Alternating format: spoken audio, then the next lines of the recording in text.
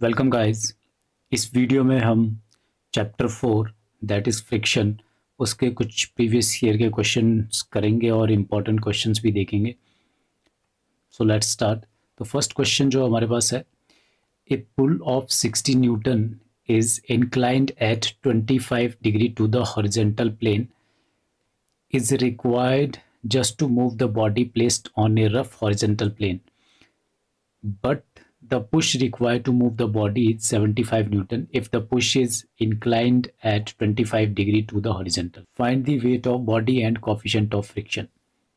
तो सबसे पहला काम हमारा जब भी हम इंजीनियरिंग मैकेनिक्स की न्यूमेरिकल प्रॉब्लम सॉल्व करें तो फर्स्ट काम जो करना है वो हमें जो है उसका फ्री बॉडी डायग्राम ज़रूर बना ले एक बार। तो बॉडी है और हॉरिजॉन्टल प्लेन पे है। This is a horizontal plane, this is the body we are talking about. अब जो फर्स्ट 60 न्यूटन की जो फोर्स है वो हमारी इंक्लाइंड है 25 डिग्री और जो वो हमारी पुल फोर्स है। तो let's take this pull force inclined 60 degree with horizontal. अब यहाँ पर जो एंगल बन रहा है that angle is 25 degree. 16 newton की हमारी फोर्स है, 25 डिग्री एंगल बना रही है विद हॉरिजेंटल। अब यहाँ पर जो अदर फोर्सेस एक्ट करेगी, फर्स्ट ऑफ ऑल हम उनको ले लेते हैं। First one is the weight, weight is W, and another one in upward direction. Another force is the reaction force from the surface in upward direction, that is R. And in last we will have friction force in this direction, that is F of F. तो ये case first है, पुल force इस तरफ को लग रही है तो हमारा जो मोशन है वो भी इसी डायरेक्शन में होगा।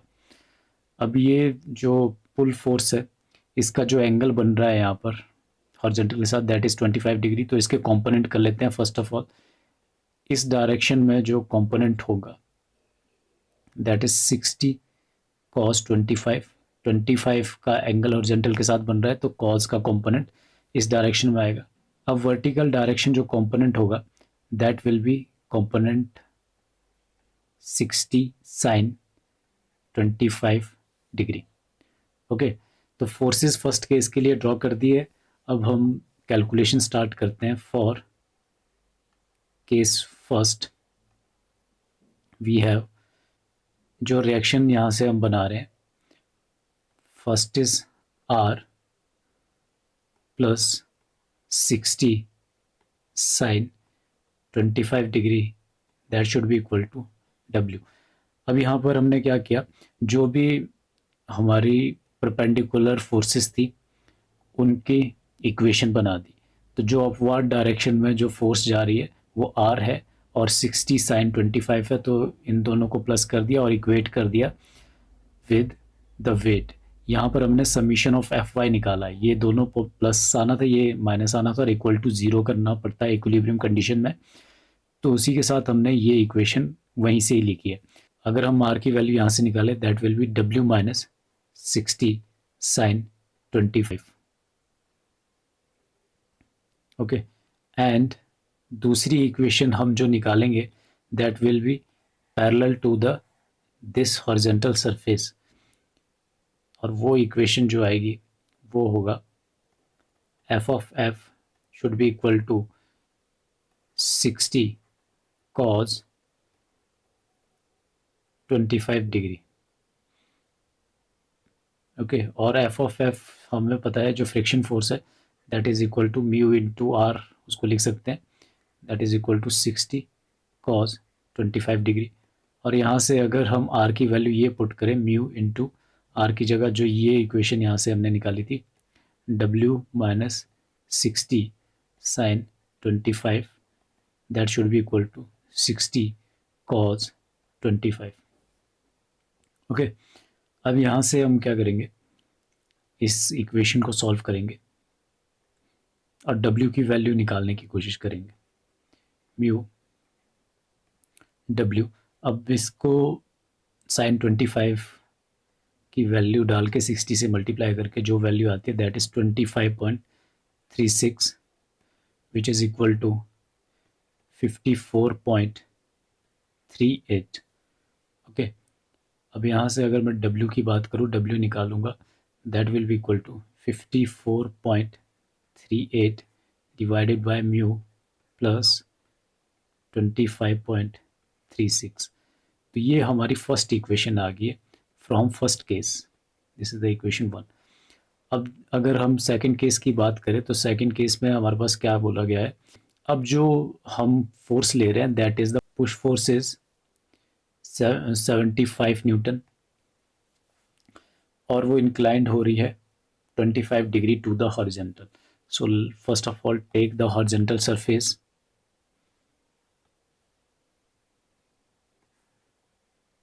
This is the horizontal surface, और इसके ऊपर जो बॉडी है वो ऐसे प्लेस की गई है और इसमें जो पुश फोर्स लग रही है that is this force is the push force of 75 newton, और ये हॉरिजॉन्टल के साथ जो एंगल बना रही है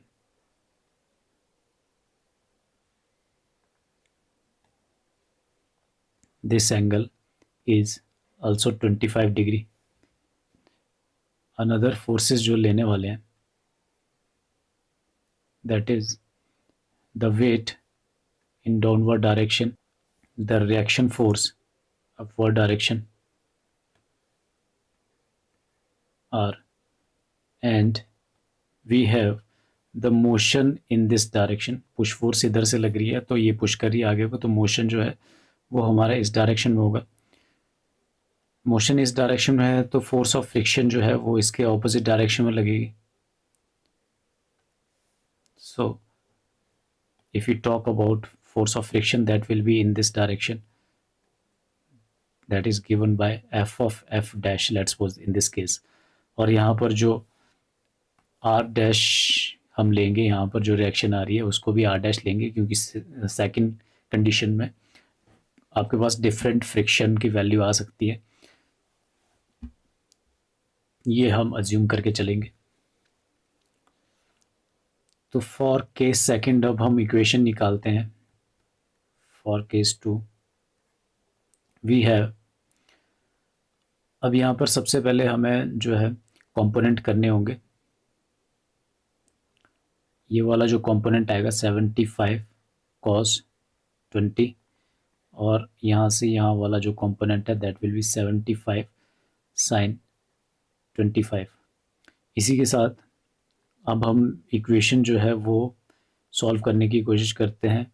first of all perpendicular, that is r dash should be equal to w plus 75 sine 25 degree. तो r डैश की वैल्यू यहाँ से आ रही है और दूसरी फोर्स ऑफ फ्रिक्शन की वैल्यू इस तरफ को है हमारे, इस डायरेक्शन में, और जो कॉज का कंपोनेंट है वो इस डायरेक्शन में। तो इन दोनों को इक्वेट करेंगे तो ये आएगा F of F dash equal to 75 cos of 25 degree. Okay, और यहाँ से अगर हम इसकी value U into R dash लिखे that will be equal to 75 cos 25 degree. अब यहाँ से आर डैश की वैल्यू हम जो यहाँ कैलकुलेट की है वहाँ ये वैल्यू पुट कर देंगे, mu into this is W plus 75 sine 25 degree, that should be equal to 75 cos of 25 degree. अब यहाँ से फिर से हम W की इक्वेशन कैलकुलेट करने की कोशिश करेंगे। Mu W plus this will be 31.69 which is equal to 67.97, और यहाँ से W की जो वैल्यू आएगी that will be 67.97 mu minus 31.69। Okay, तो सेकंड इक्वेशन हमारे पास यहाँ पर ये आ गई है। तो अगर हम इक्वेट करें, equating equation first and two, यहाँ पर भी W की वैल्यू है, यहाँ पर भी W की वैल्यू है, तो ये इक्वल होनी चाहिए। ये वैल्यू आपस में इक्वेट करेंगे 54.38 mu plus 25.36 should be equal to 67.97 upon mu minus 31.69। अब यहाँ से म्यू वाली जो टर्म्स है वो एक तरफ लिख लेते हैं और जो हमारी अदर टर्म है वो एक तरफ लिख लेते हैं। 67.97 म्यू माइनस, अब जो ये इधर वाली टर्म है ये मैंने इक्वल के उधर लेगी, यहाँ पर प्लस का साइन था तो उधर माइनस का हो जाएगा। This is 5438 upon mu which should be equal to 25.36 plus 31.69। Okay, अब यहाँ से म्यू की वैल्यू कैलकुलेट करेंगे तो म्यू की वैल्यू हमारे पास कैलकुलेशन करके आएगी 0.238। ओके, और अब हमारे पास कोफिशिएंट ऑफ फ्रिक्शन की वैल्यू आ गई है, तो किसी भी एक इक्वेशन में हम ये वैल्यू पुट करके W की वैल्यू कैलकुलेट कर सकते हैं।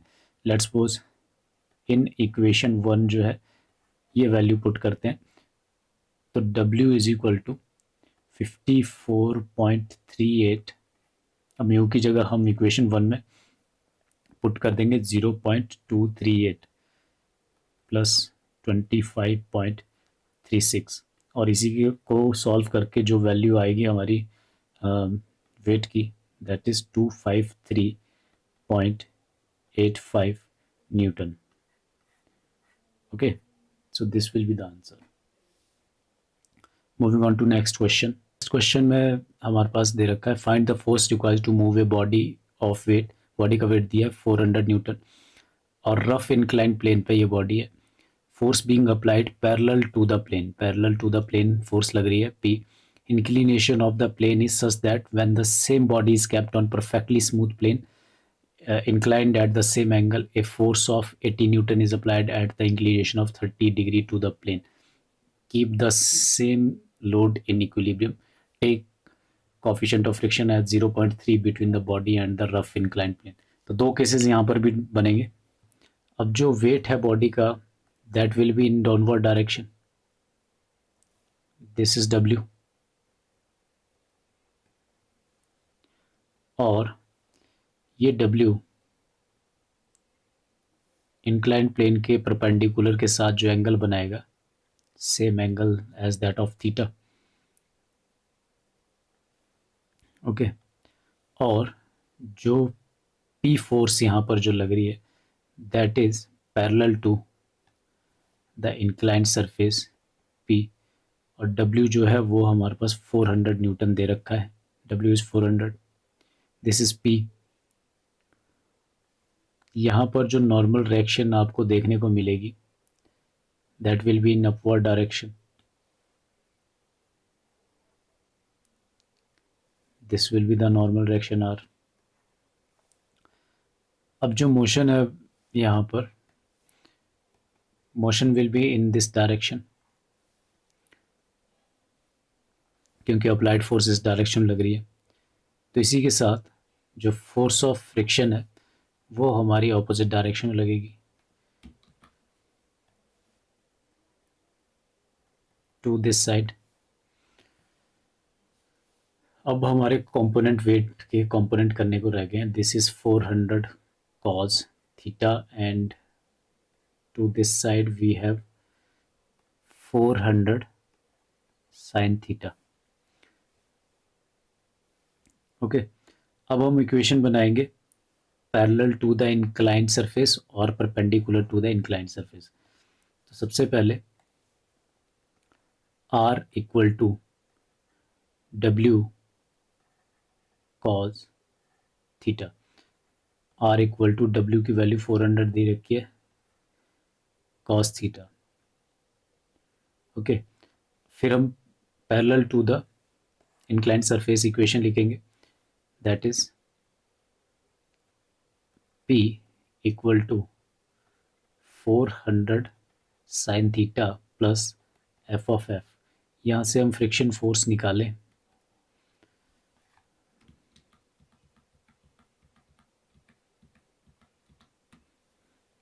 यहाँ से हम P लिख सकते हैं, P equal to 400 sine theta, और एफ ऑफ एफ की जगह हम म्यू इंटू आर लिख सकते हैं। और अगर हम यहाँ पर आर की वैल्यू अगर पुट करें, और म्यू की वैल्यू 0.3 है और आर की वैल्यू यहाँ पर दैट इज़ 400, इस इक्वेशन से 400 कॉस थीटा। ओके, 400 को अगर यहाँ पर कॉमन लिया जाए, so this will be P equal to 400 into sine theta plus 0.3 times of cos theta. Okay, तो let's suppose this is the equation 1। ये केस 1 से हमारे पास ये कैलकुलेशन आ गई है, ये इक्वेशंस आ गई है। अब केस सेकंड डिस्कस करते हैं। तो केस सेकंड में आपके पास क्या दे रखा है कि inclination of plane is such that when the same body is kept on perfectly smooth plane. अब जो है परफेक्टली स्मूथ प्लेन यूज किया गया है और एंगल सेम है। 80 न्यूटन की जो फोर्स है वो इंक्लाइंड है 30 डिग्री टू द प्लेन, और लोड जो है वो सेम है 400। तो अब इस फिगर को ड्रॉ करते हैं for case 2। This is the inclined surface, और इस पर जो बॉडी है, दिस इज द बॉडी, और जो P फोर्स है, नाउ 80 न्यूटन की जो फोर्स है वो इंक्लाइंड है to the horizontal at an angle of 30 degree. Okay, और यहाँ से जो वेट है that is acting in downward direction, that is 400 newton, और ये एंगल थीटा है। So weight is making theta angle with vertical, और इसी के साथ यहाँ से जो रिएक्शन हमें मिल रही है let's suppose that is R dash. अब यहाँ पर मोशन फिर से हमारा इन दिस डायरेक्शन ही होगा क्योंकि हमारी अप्लाइड फोर्स इसी तरफ को है। तो फोर्स ऑफ फ्रिक्शन जो है वो फिर से डाउनवर्ड डायरेक्शन में एक्ट करेगी। Force of friction will be in this direction, that is F of F dash. अब हमें कंपोनेंट करने को रह गए हैं, दिस इज 400 कॉस थीटा, और इस तरफ को जो कंपोनेंट है that is 400 sine theta. Component of this 80 Newton force, this will be 80 cos 30 and this will be 80 sin 30। और यहाँ पर हमारे पास जो कंडीशन दे रखी है that is perfectly smooth plane, perfectly smooth plane. Smooth plane होने की वजह से जो फोर्स ऑफ फ्रिक्शन है that will be equal to 0। यहाँ पर जो फोर्स ऑफ फ्रिक्शन है वो 0 आ जाएगा, that is 400 sin theta should be equal to 80 cos 30 degree. तो ये दो कंपोनेंट हम इक्वेट कर रहे हैं parallel to the inclined surface. F हमारा 0 हो गया, तो यहाँ से साइन थीटा की वैल्यू हम कैलकुलेट कर सकते हैं 80 cos 30 अपॉन 400, और ये कैलकुलेट करेगा 0.173। तो यहाँ से theta equal to sine inverse 0.173, और यहाँ से अगर थीटा की वैल्यू निकाली जाए that will be equal to 9.96 degree. अगर हम P फोर्स निकालें, this P force from equation first that will be equal to 400। अब साइन थीटा, थीटा की जगह हम पुट करेंगे value 9.96 plus 0.3 into cos theta, cos की थीटा की जगह हम वैल्यू पुट करेंगे 9.96। तो इसको सॉल्व करने के बाद जो P की वैल्यू हमें मिलेगी that is equal to 187.38 newton. तो this is the P force. Okay, moving on to next question. In next question, we have a mass of 250 kg is placed on a rough inclined plane of an angle 30 degree. If coefficient of friction is 0.48, find the greatest and the least force acting parallel to the plane to keep the masses in equilibrium. अब यहाँ पर भी दो cases हमारे पास बनेंगे. First of all हम incline plane बना लेते हैं. This is incline plane. This is the body resting on incline plane.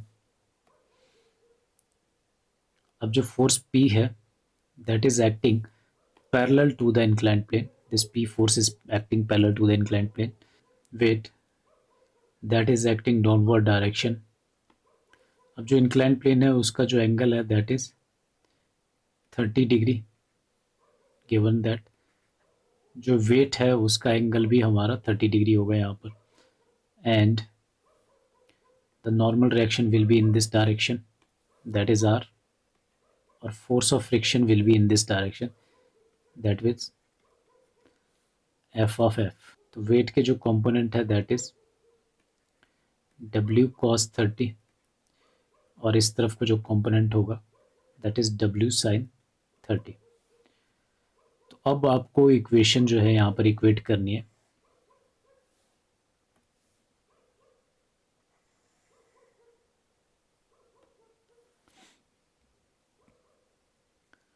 सबसे पहले तो आप W की वैल्यू यहाँ पर आपको गिवन है. W is equal to mass into acceleration due to gravity. Mass हमें 250 kg दे रखा है. सो 250 इंटू 9.81 जो W की वैल्यू आएगी that is 2452.5 Newton. This is the weight of the body. अब हमें वेट जो है न्यूटन में निकालना पड़ेगा. हम मास नहीं लेंगे यहाँ पे क्योंकि force of friction, applied force, ये सारी जो है फोर्सेस ही काउंट की जा रही है और लीस्ट और मैक्सिमम ग्रेटेस्ट फोर्स हमें निकालना है क्वेश्चन में, तो हम फोर्स ही लेंगे. तो वेट इज ए फोर्स, तो इसीलिए हमें वेट में कन्वर्ट किया इस मास को. एंड हमें कोफिशिएंट ऑफ फ्रिक्शन दे रखा है, म्यू की वैल्यू दे रखी है 0.48. तो हमें ग्रेटेस्ट एंड लीस्ट फोर्स निकालनी है.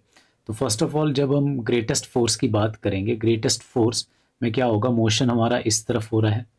ग्रेटेस्ट फोर्स वो फोर्स है जो यहाँ पर अप्लाई की जा रही है जिससे कि बॉडी जो है वो पॉइंट ऑफ स्लीपेज या इम्पेंडिंग मोशन पे है. मोशन जो है इस तरफ को होने वाला है. तो ग्रेटेस्ट फोर्स जो इस बॉडी को इक्विलिब्रियम में रखेगी वो फोर्स निकालनी है कि मोशन जो है इस तरफ को ना हो जाए. अगर मोशन स्टार्ट हो गया तो हम पॉइंट ऑफ स्लीपेज और इक्विलिब्रियम कंडीशन से आगे निकल जाएंगे. तो हमें इक्विलिब्रियम के वर्ज पे निकालना होगा पी फोर्स. ठीक है, तो मोशन हम इस डायरेक्शन में लेंगे. तो यहाँ से इक्वेशन लिखने की कोशिश करते हैं. तो R is equal to W cos 30 degree. तो आर इज इक्वल टू, अब डब्ल्यू कॉज 30 डिग्री की जगह हम डब्ल्यू की वैल्यू पुट कर देते हैं 2452.5 कॉज 30 डिग्री. सो आर यहाँ से कैलकुलेट करके आर की वैल्यू आ रही 2123.93 न्यूटन. ओके, अब हम parallel to the inclined plane equation लिखते हैं. P is equal to W sine 30 plus F of F. P is equal to W की जगह हम वो वैल्यू पुट कर सकते हैं W sine 30 plus F of F की जगह हम म्यू इंटू आर पुट करेंगे. अब यहाँ पर जो जो वैल्यू हमें पता है वो सारी वैल्यू हम यहाँ पुट कर देते हैं.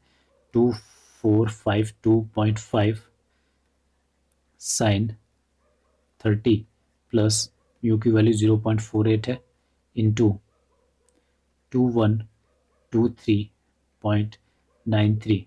ओके, सो यहाँ से P की वैल्यू कैलकुलेट करके इस इक्वेशन को सॉल्व करके P की वैल्यू जो है अप्रॉक्सीमेटली हमारे पास 2245.74 न्यूटन आ रही है.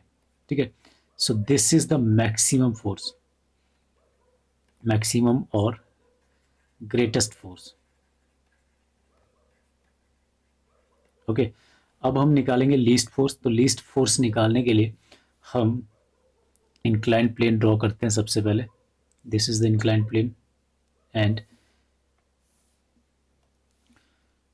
this is the body resting over here. The P force applied parallel to the plane is in this direction and weight is acting in downward direction. Normal reaction will be in perpendicular direction, that is R dash, let's suppose for second case. अब जो W है वो same angle बनाएगा जितना angle हमारा incline plane का angle है, that is 30 degree. So this angle is 30 degree. Okay, अब यहाँ पर हमें सबसे पहले देखना है कि मोशन किस डायरेक्शन में होगा. अब हम लीस्ट फोर्स की बात करें. लीस्ट फोर्स वो फोर्स है जो इस बॉडी को नीचे मूव होने ना दे. तो मोशन जो है इस डायरेक्शन में होने के कगार पे है, तो मोशन इस तरफ काउंट किया जाएगा. इस केस में मोशन जो है इस तरफ होगा. तो मोशन इस तरफ नहीं होने देना है. इतनी फोर्स आपको यहाँ पर लगानी है कि ये बॉडी नीचे स्लिप ना हो जाए, पॉइंट ऑफ स्लिपेज से नीचे ना गिर जाए, ठीक है, इम्पेंडिंग मोशन से आगे ना निकल जाए. तो वो होगी हमारी मिनिमम फोर्स. तो फोर्स ऑफ फ्रिक्शन की जो साइड है that will be in this direction. अब फोर्स ऑफ फ्रिक्शन हमारा इस डायरेक्शन में एक्ट करेगा. This is F of F dash. अब हम इक्वेशन बनाने की ट्राई करते हैं. परपेंडिकुलर बनाते हैं सबसे पहले, that is R dash equal to, अभी यहाँ पर जो W का कंपोनेंट है that is W cos 30 degree, और इस तरफ को जो कंपोनेंट होगा that is W sin 30 degree. Okay, R dash is equal to W cos 30 degree, और यहाँ पर W cos 30 डिग्री जो है वो सेम वही वैल्यू आने वाली है 2123.93 न्यूटन, जो हमारा फर्स्ट केस में आर की वैल्यू आई थी यहाँ पर.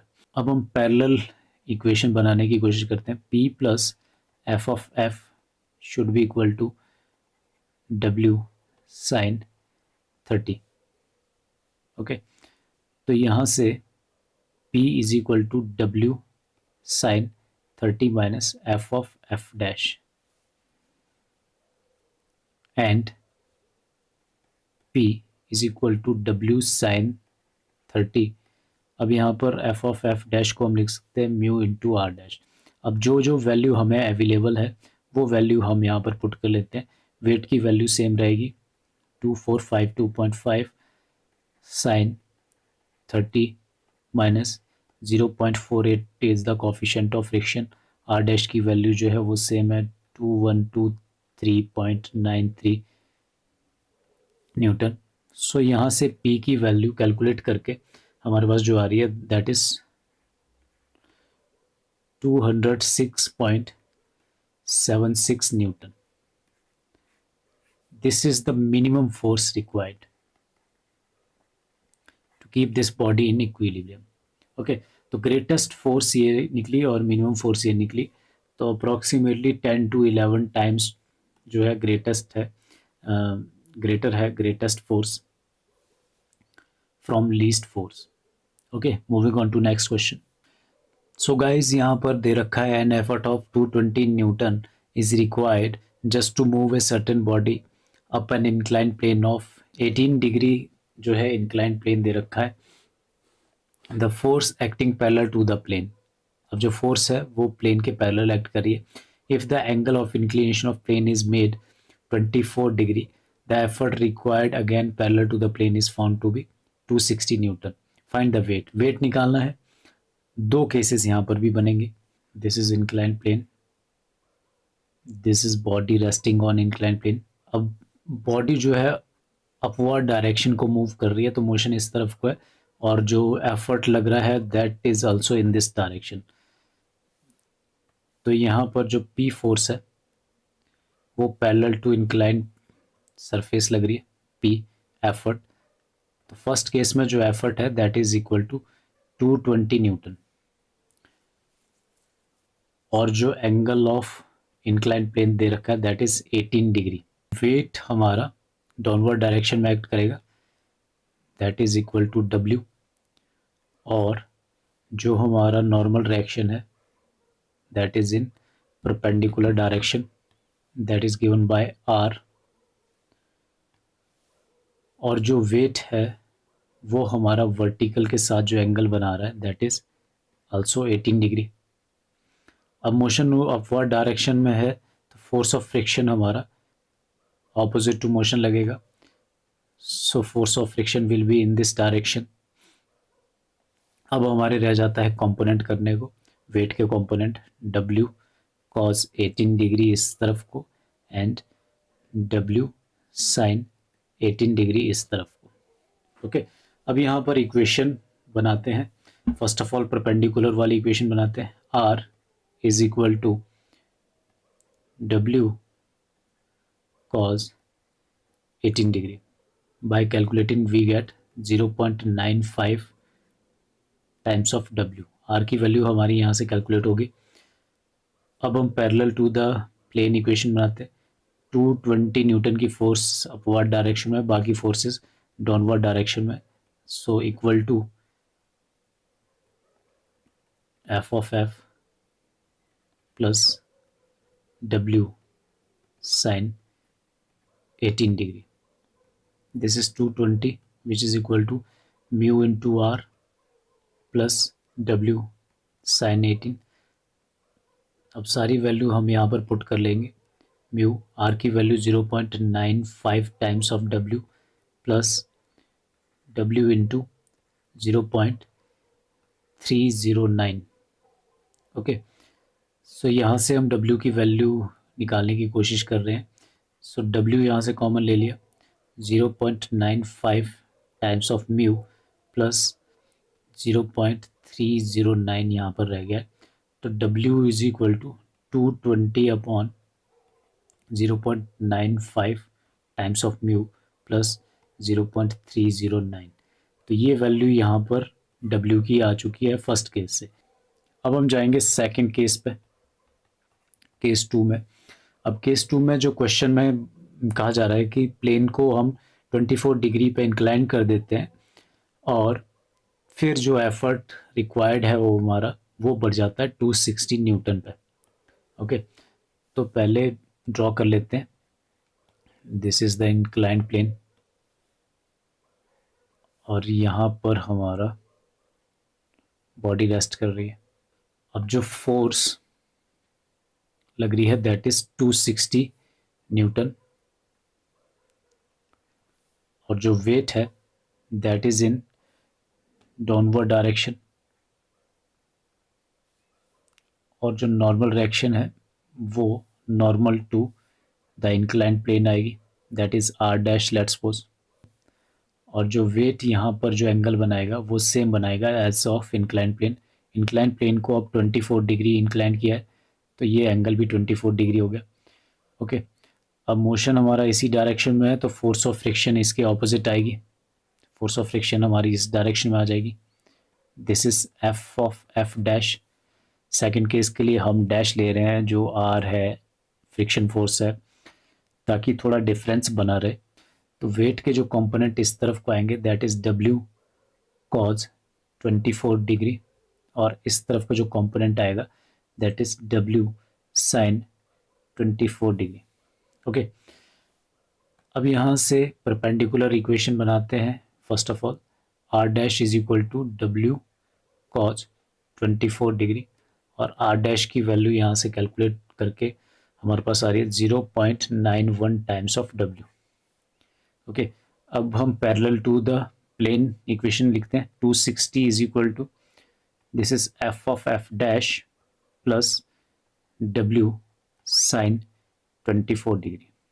Okay, so 260 is equal to F of F dash की जगह हम लिख सकते हैं mu into R dash plus W sin 24 degree को हम सॉल्व करके लिख सकते हैं 0.41 टाइम्स ऑफ W। तो यहाँ पर हम R डैश की वैल्यू पुट कर लेते हैं 0.91 times of W is plus 0.41 W। Okay, so यहाँ से हम W निकालने की कोशिश करेंगे फिर से। सो W कॉमन ले लिया, 0.91 म्यू प्लस 0.41 यहाँ पर बचता है। तो W is equal to 260 upon 0.91 mu plus 0.41। तो W की वैल्यू यहाँ से इस सेकंड केस से ये आ रही है और इसको इक्वेशन 2 ले लेते हैं। So equation from equation 1 and 2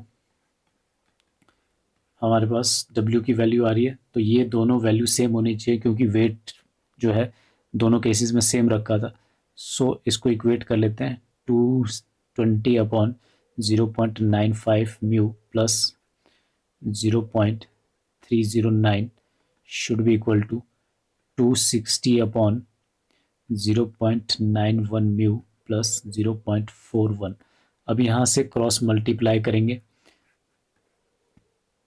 तो क्रॉस मल्टीप्लाई करके जो हमारे पास इक्वेशन आएगी that is 260 into 0.95 times of mu plus 0.309 ये इसके साथ मल्टीप्लाई हो जाएगा और 220 जो है वो इसके साथ मल्टीप्लाई हो जाएगा 0.91 म्यू प्लस 0.41। ओके, अब यहाँ से हमारे पास म्यू की वैल्यू आएगी। सो यहाँ से सॉल्व करके म्यू की वैल्यू 0.21 के इक्वल आ रही है। This is the coefficient of friction. अब इस वैल्यू को हम किसी भी एक इक्वेशन में पुट कर लेते हैं। Let's suppose in second equation में पुट करें म्यू की वैल्यू, तो यहाँ से डब्ल्यू की वैल्यू भी निकाली जा सकती है दैट इज़ 260 अपॉन अब 0.91 म्यू की जगह हम पुट करेंगे 0.21 प्लस 0.41 और इसको सॉल्व करके हमारे पास वेट की वैल्यू आ जाएगी that is equal to 432.54 newton. So this was the last question. Thank you for watching.